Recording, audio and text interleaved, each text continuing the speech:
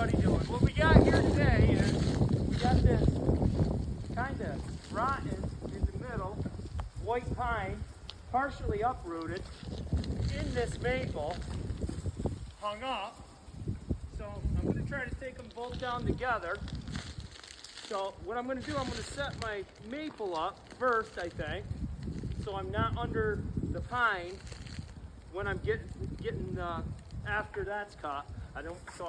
I want to get this set up, and then I'm going to move over to the pine, and I'm going to see if they both go together. If not, we got three back here that we can come over and hit it with and knock them all three of them over at once. So here we go. We're going to get these babies over.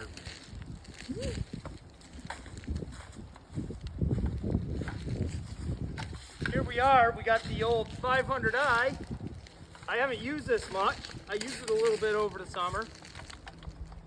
As everybody knows, 500i's, everybody thinks they're awesome, and this one is too.